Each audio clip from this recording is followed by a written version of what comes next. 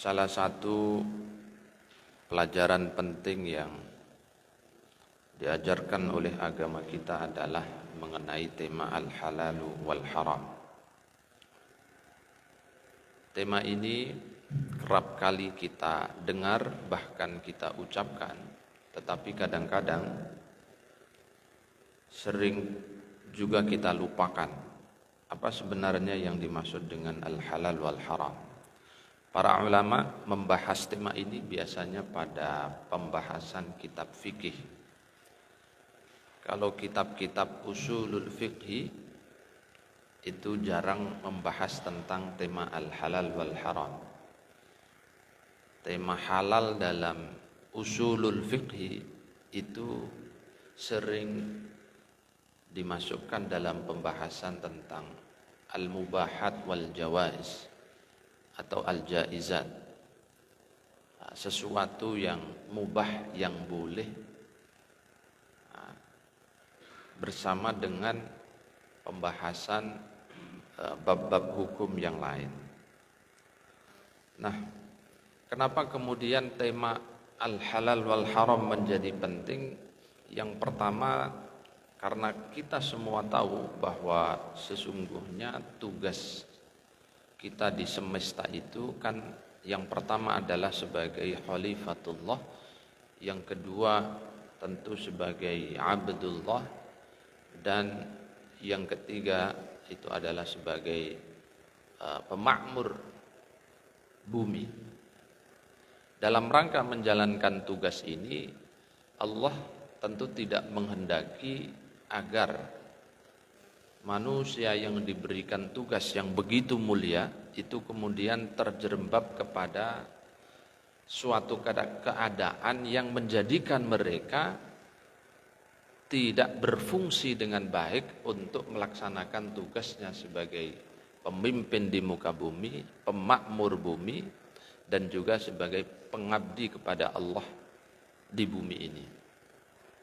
Nah, dalam rangka memberikan perlindungan kepada hambanya yang punya tugas sedemikian rupa, dalam rangka memastikan agar kita semua hambanya ini betul-betul mampu menjalankan tugas dan fungsinya secara maksimal, maka diberikanlah rambu-rambu, diberikan garis, diberikan aturan-aturan. Nah, aturan itu kemudian mewujud kepada kita dalam sebuah konsep al-halal wal haram. Apa yang boleh dilakukan dan apa yang tidak boleh dilakukan. Apa yang boleh dikonsumsi dan apa yang tidak boleh dikonsumsi. Dan begitu seterusnya. Nah, di dalam syariat-syariat agama-agama, mulai sejak manusia diciptakan, sebenarnya aturan boleh dan tidak boleh, atau dalam bahasa yang lain halal dan haram, itu sudah ditetapkan oleh Allah Subhanahu wa ta'ala. Maka kalau kita ingat misalnya cerita bapak ibu kita Nabiullah Adam alaihi salam dan ibunda Hawa ketika masih ada di surga, itu semua makanan, minuman yang ada di dalam surga itu dihalalkan, dibolehkan oleh Allah kepada bapak ibu kita Adam dan Hawa. Semuanya. Wa qulna ya Adam uskun anta wa zawjukal jannah. Dan kami berfirman kepada mereka berdua, wahai Adam, dan tentu istrinya juga, silahkan kamu nikmati, tinggal di sini seenak mungkin. Semua yang ada fasilitas, makanan, minuman, rumah yang enak, silahkan, monggo silahkan. Wa kula minha ragadan haitsu syi'tuma.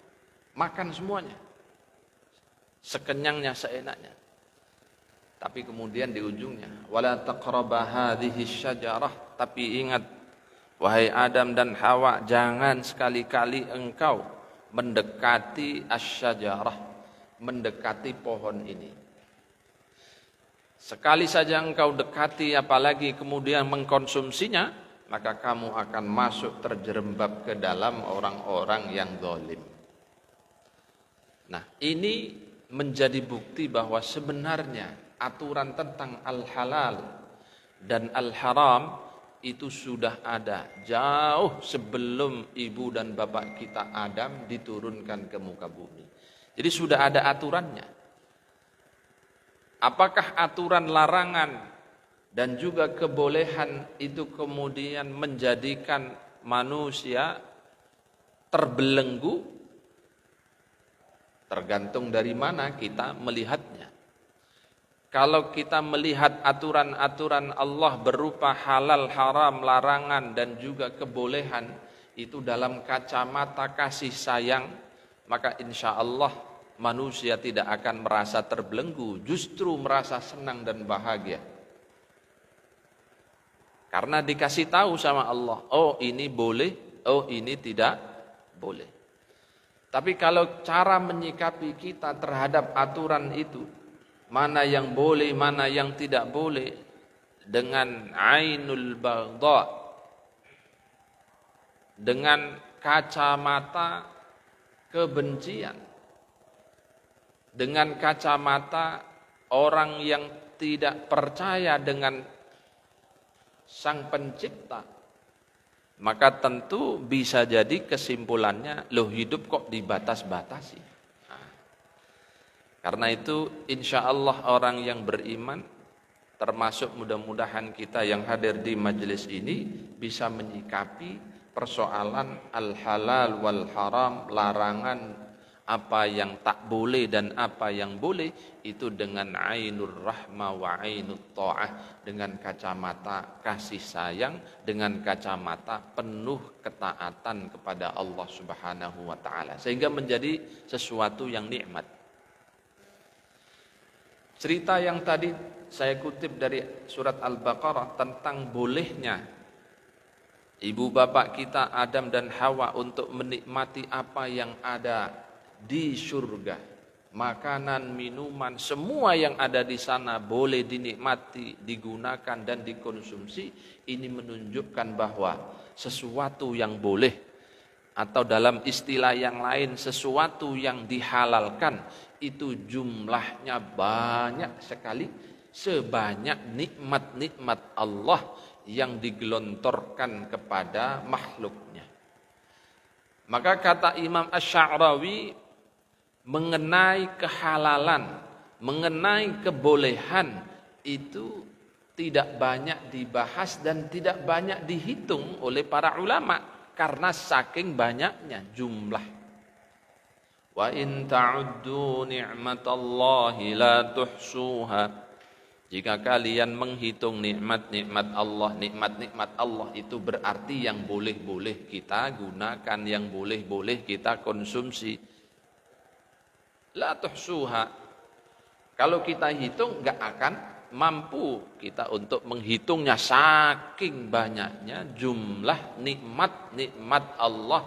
Artinya sesuatu yang boleh kita gunakan, boleh kita nikmati. Maka yang dijelaskan itu adalah larangan-larangannya, sesuatu yang diharamkannya. Itulah yang kita sebut dengan al-muharramat, sesuatu yang diharamkan. Nabi Adam dilarang, makan silahkan Adam, tinggal di sini seenaknya, tapi satu. Nah, ini menunjukkan larangan itu jumlahnya lebih sedikit, makanya disebut dan dibahas. Apa satu itu?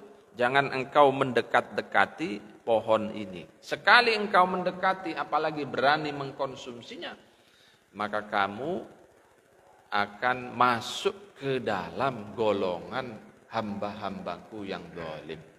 Karena melanggar larangan.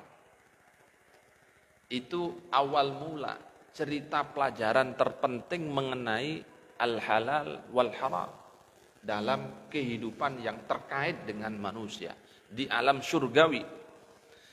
Tapi karena kemudian dalam cerita itu Nabiullah Adam dan Ibunda Hawa melanggar aturan yang dilarang, yang diharamkan oleh Allah Subhanahu wa taala, dibantu dengan godaan setan, Dengan berbagai macam cara setan mengganggu ibu dan bapak kita sehingga berhasil akhirnya keduanya melanggar. Fadallahuma bighurur. Setan itu menunjukkan kepada ibu dan bapak kita Adam Hawa bighururin, bujukan, dibujuk. Adam, Hawa sini kalau kamu ingin abadi hidup di surga, mau nggak aku kasih tahu kuncinya? Ya, namanya manusia ada unsur penasaran dan keponya. Bener nggak itu? Adam masih tidak percaya. Oh bener. Nah, lama-lama karena dibujuk, maka kemudian singkat cerita keduanya memakan buah dari pohon yang dilarang, yang diharamkan oleh Allah Subhanahu wa taala. Maka kemudian dihukum, diturunkan oleh Allah ke muka bumi. Saat keduanya memakan dan mengkonsumsi larangan tadi, sesuatu yang diharamkan oleh Allah, maka badat sau'atuhuma. Sau'atuhuma, aurat keduanya itu terbuka. Ini merupakan simbol.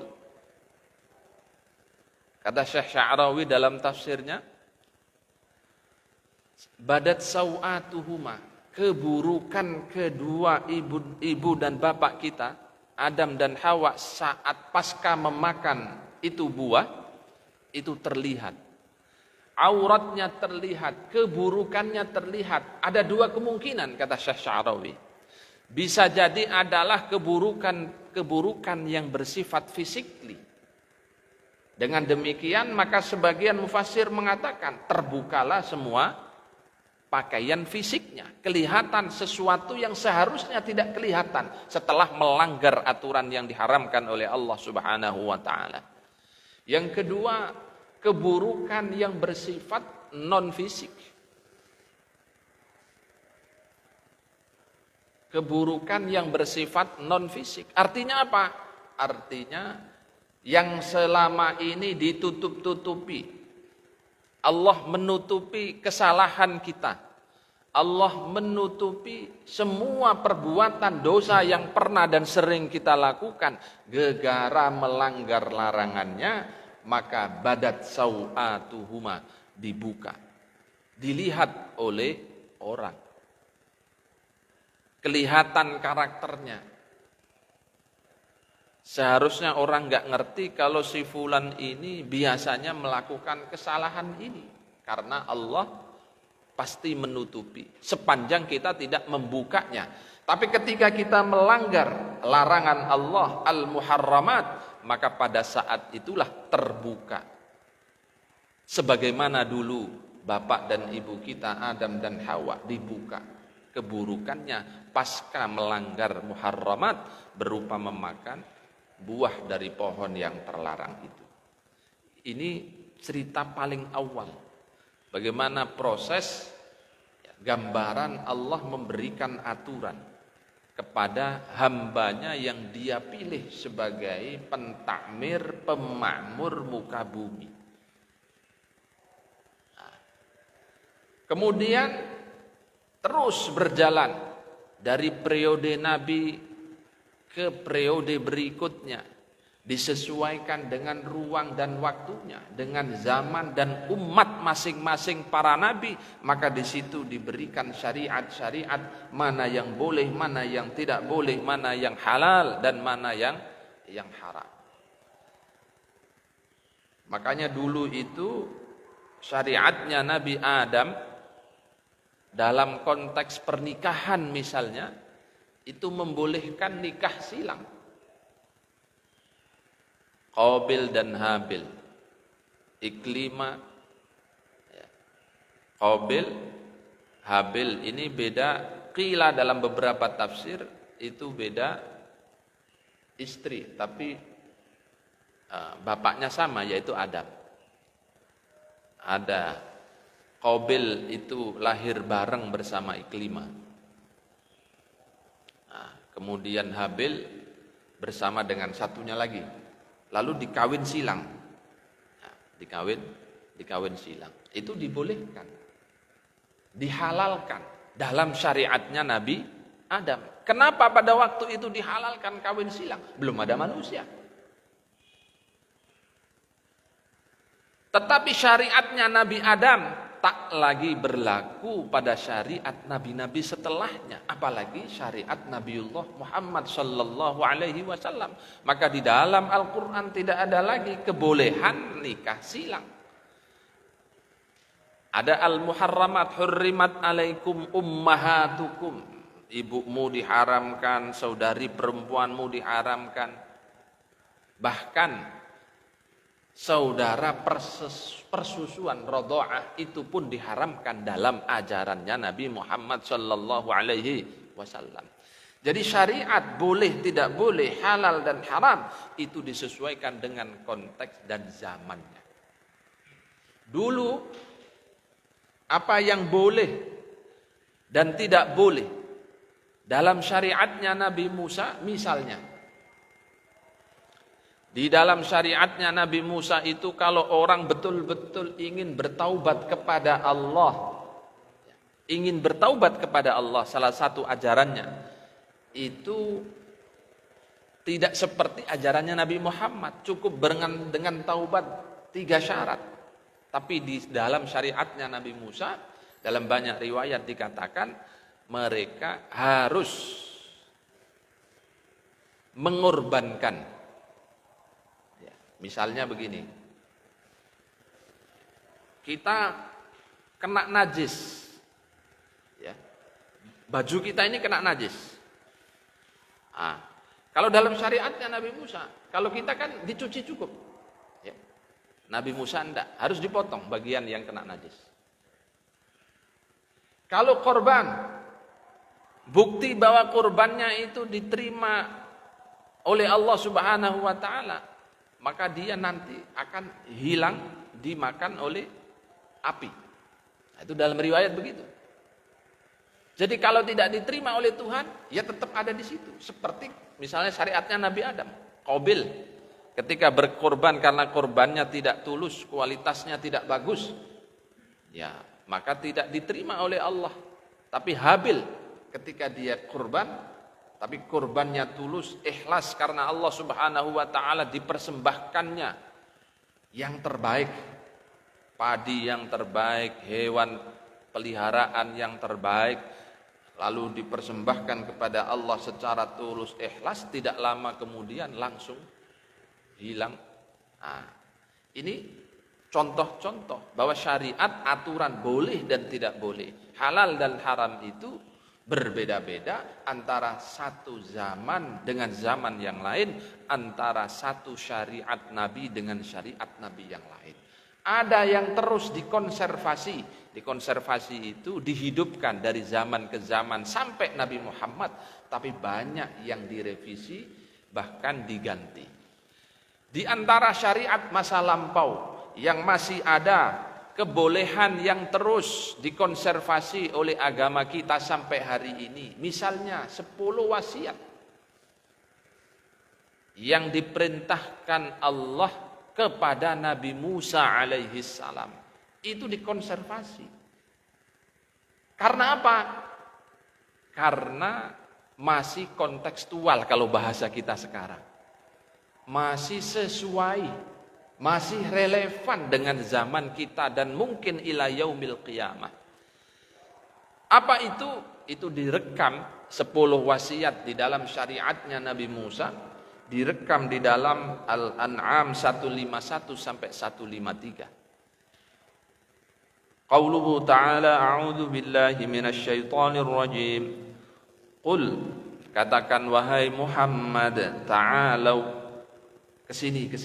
Ini Nabi Muhammad diperintahkan untuk manggil umat beragama lain, khususnya ahlul kitab, wabil khusus adalah orang Yahudi. Mau diceritain? Qul, katakan Muhammad, ta'alau, kesini wahai umatku sekalian, termasuk ahlul kitab, khususnya Yahudi. Atslu ma harrama alaikum, atslu ma harrama rabbukum alaikum alla tusyriku bihi syai'an. Ini tak ceritain apa-apa yang menjadi larangan Tuhan kalian kepada kalian. Yang ini pun masih berlaku kepada kami. Jadi Nabi mengingatkan syariatnya kaum Yahudi yang diberikan kepada Nabi Musa. Kaum Yahudi, sini aku ingatkan, aku ceritakan apa-apa yang dilarang oleh Allah kepada kalian semua melalui syariat Nabi kalian, Nabi Musa. Yang hari ini kami juga diperintah untuk tetap menjaga syariat itu. Apa itu? Allah tusyriku bihi syai'a. Nomor 1 wasiatnya adalah perintah untuk tidak bersyirik, menyekutukan Allah. Ini persoalan akidah. Berarti ini sesuatu yang diperintah. Kalau diperintah ya berarti boleh. Bahkan wajib hukumnya. Wabil walidaini ihsana. Wabil walidaini ihsana ini perintah. Wala taqtulu auladakum min imlak. Ini larangan, berarti haram. Tidak boleh membunuh anak-anak. Apapun alasannya, termasuk min imlakin, termasuk alasan misalnya tidak punya uang. Anak banyak tidak punya uang, dibunuh. Tidak boleh. Karena ini syariat Allah, jelas ini haram. Diharamkan sejak zaman dulu. Nahnu narzuqukum wa iyyahum. Karena walaupun miskin, pasti aku, kata Allah, akan memberikan rezeki, mencukupi rezekinya. Lalu apa lagi? Wala taqrabul fawahisha ma dhahara minha wa ma batan. Larangan berikutnya, ya, wasiat berikutnya berupa keharaman, itu adalah wala taqrabul fawahish, tidak boleh mendekati al-fawahish, perbuatan-perbuatan keji, termasuk zina. Mendekati saja tidak boleh, apalagi melakukan. Haram. Wa ma dhahara minha wa ma batan. Fawahish yang bersifat zahir, kelihatan, maupun yang bersifat batin, tidak kelihatan, itu diharamkan semenjak dulu sampai syariatnya Nabi Muhammad dan kita sekarang. Wala taqtulun nafsal lati harramallahu illa bil haq. Keharaman berikutnya adalah membunuh manusia. Jadi ajaran membunuh itu dilarang sejak zaman bahula. Kalau hari ini ada orang menghalalkan darah orang lain dengan alasan apapun, hakikatnya melanggar wasiat ini. Kecuali illa bil haq, kecuali dengan alasan yang dibenarkan. Apa di antara alasan yang dibenarkan itu? Di antara alasan yang dibenarkan, misalnya dalam medan pertempuran, kalau tidak terbunuh ya membunuh, itu jalan yang hak. Yang kedua, kalau misalnya sistem hukumnya menerapkan sistem hukum bunuh atau hukum mati, itu boleh, itu hak, karena aturannya disepakati. Misalnya kalau zaman dulu itu ada hukum qisas. Umat Yahudi itu punya hukum qisas. Ada yang dipotong, misalnya terluka, dipotong kuping kanan. Maka hukum qisas itu yang memotong harus dipotong. Sama, kalau kuping kanan, maka balasnya kuping kanan. Kalau dia membunuh, balasannya bunuh. Itu namanya hukum qisas, hukum setimpal. Itu dikonservasi, masih diteruskan dalam ajaran Al-Quran, direkam dalam ajaran Al-Quran. Luka dibalas luka. Walaupun nanti di ujung ayat itu, kalau kita mau memaafkan, itu tentu pahalanya lebih besar. Tapi intinya tanpa ada sebab yang dibolehkan, tanpa ada sebab yang hak, maka itu min jumlatil muharramat, itu bagian dari sesuatu yang dilarang dan diharamkan oleh Allah Subhanahu wa taala. Dzalikum wassaqum bihi la'allakum ta'qilun wa la taqrabu malal yatimi illa billati hiya ahsan. Ini larangan berikutnya. Wala taqrabu malal yatim, kita tidak boleh mendekat-dekati harta anak yatim. Pak, perintahnya mendekat-dekati, tidak boleh mendekat-dekati. Berarti makan Nyolong boleh dong Pak. Ada orang yang punya pemahaman begini. Karena ayatnya tidak boleh mendekati, maka mencuri, mengambil harta anak yatim, dipahaminya boleh. Berarti ini pemahaman yang salah. Kayak ayat wala taqrabuz zina itu. Jangan sekali-kali mendekati zina. Lalu dia berpikir ayatnya tidak boleh mendekati. Kalau zina berarti boleh dong. Ini ada sebagian orang yang pemahamannya letterlek begini ini. Karena memahami tanpa membandingkan dengan ayat lain, tanpa membandingkannya dalam sunnah Nabi. Itu berbahaya. Nah, ini kalau dalam ilmu tafsir, ya ini namanya lisaddid dzari'ah. Dalam ilmu usulul fikih, dalam fikih itu namanya saddud dzari'ah. Jadi menutup secara preventif. Jangankan memakan, merampas harta anak yatim, deket-deket saja itu sudah tidak boleh. Nah ini namanya preventif. Nah, biar tidak terjadi pencurian terhadap harta anak yatim, penyelewengan terhadap anak yatim, maka ayat ini mengatakan wala taqrabu malal yatim. Jangan deket-deket. Ya, biar betul-betul dipastikan kita tidak terjerembab dalam pencurian hartanya anak yatim. Jadi ini bahaya sekali. Ini larangan dari zaman dulu sampai hari ini ila yaumil qiyamah. Lalu apalagi yang diharamkan? Wa auful kaila wal mizana bil qist. Kita diminta untuk auful kail. Kalau lagi transaksi jual beli, pastikan kita timbangannya tidak kurang. Zaman dulu kan memang transaksinya manual, ada timbangan kiri kanan begitu. Makanya redaksinya sesuai dengan zaman. Kalau dalam konteks hari ini timbangannya tidak begitu karena sudah elektrik. Boleh nggak Pak dimainkan elektrik? Kan ayatnya wa auful kaila. Kail itu kan timbangan. Yang sini ada pemberatnya, masih ada nggak hari ini ya? Lalu yang sini barangnya taruh sini, harus ada 1 kilo, 2 kilo. Nah, kalau sekarang kan tidak ada begitu, pakainya kan elektrik, dipencet, setting sekian, nanti keluar harga. Boleh nggak dimainkan? Ayatnya kan tidak ada Pak, redaksi ayatnya. Ya tidak boleh. Substansinya jangan mempermainkan transaksi jual beli, itu dilarang. Karena apa? Merugikan pihak pembeli. Intinya itu, ada terjadi kezoliman. Makanya Tuhan ingin menjaga tadi tugas manusia sebagai seorang pemimpin, pemakmur semesta, jangan sampai terjadi kezaliman. Makanya dilarang ini. Wa auful kaila wal mizana bil qist. La nukallafu nafsan illa wus'aha wa idza qultum fa'dilu walau kana dza qurba. Fa'dilu kalau ini perintah ya, bukan larangan. Fa'dilu walau kana dza qurba. Kalau kita ngomong bicara kita harus adil, jujur kepada siapapun termasuk kepada orang yang dekat dengan kita.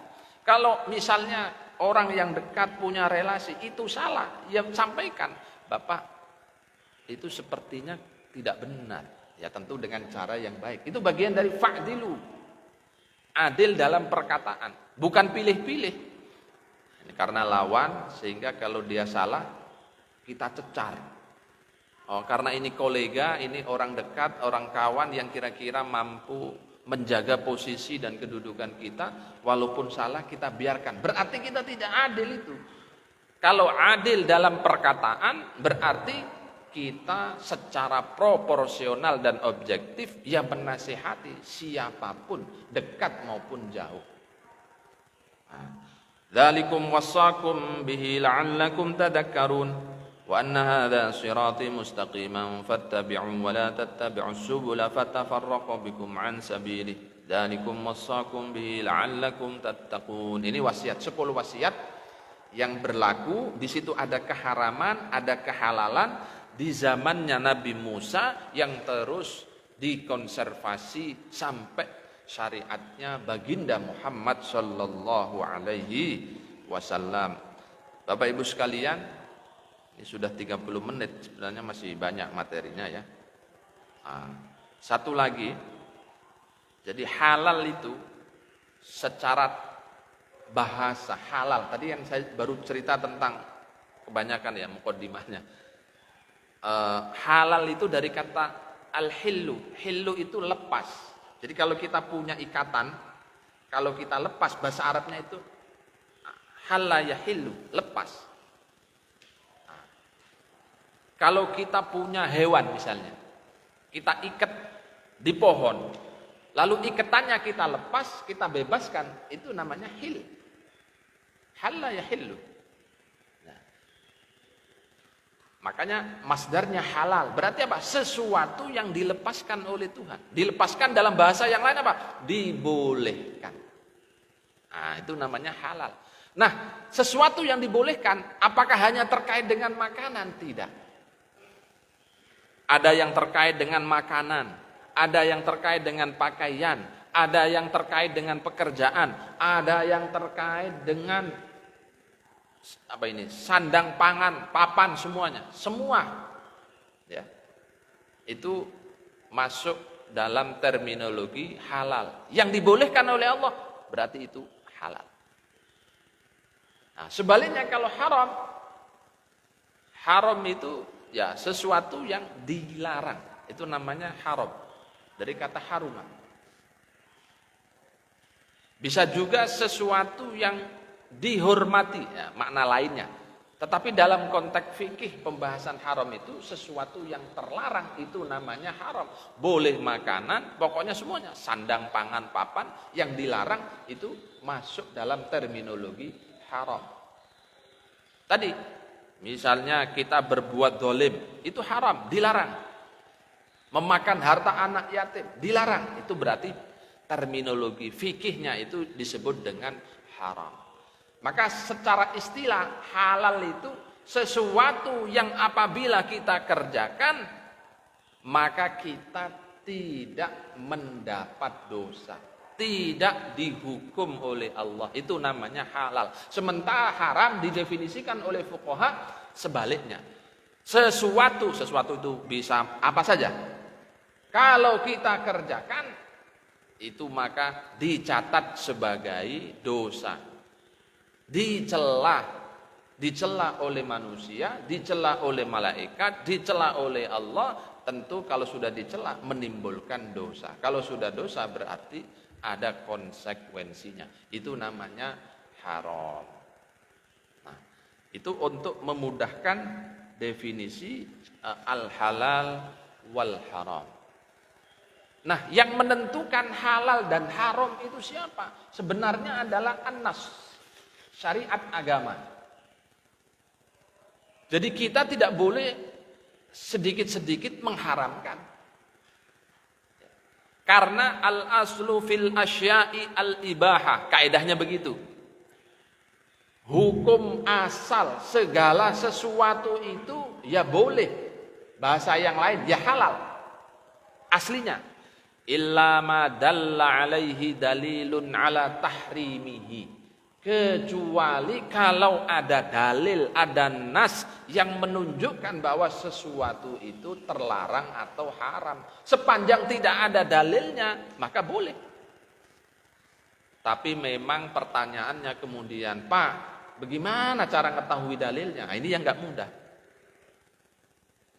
Cukup nggak Pak baca ayat Al-Quran? Tidak cukup. Cukup nggak membaca hadis Nabi? Tidak cukup. Harus juga memperbandingkannya dengan hasil pendapat dan ijma' para ulama. Karena apa? Karena ayat itu ada sebagian yang memang jelas maknanya, muhkam, jelas. Kemungkinan maknanya hanya satu. Bagi ayat-ayat yang tipologinya begini, monggo kita buka Al-Quran, kita pahami. Seperti tadi. Tapi ada banyak ayat yang mutasyabihat, yang multi makna. Terhadap ayat-ayat begini ini, fas'alu ahlal dzikri in kuntum la ta'lamun. Kita diminta untuk diskusi kepada mereka yang ahli. Pak Kiai, Pak Ustadz, boleh nggak saya begini? Saya nggak sempat baca ayatnya. Kalaupun baca ayatnya ndak bisa saya memahami. Ndak sempat baca hadisnya. Boleh nggak saya begini? Mudah-mudahan kiainya sempat baca. Ustadznya sempat baca. Kalau yang ditanya juga nggak sempat baca, wallahu a'lam. Sama-sama ndak tahu. Inilah tanda-tanda akhir zaman. Akhirnya pemimpin umat berupa ulama itu hanya namanya ulama tapi menjadi dhalun wa adhal. Dia akan mengeluarkan fatwa tetapi fatwanya itu sekarepe dhewe, semaunya sendiri. Nauzubillahi min dzalik.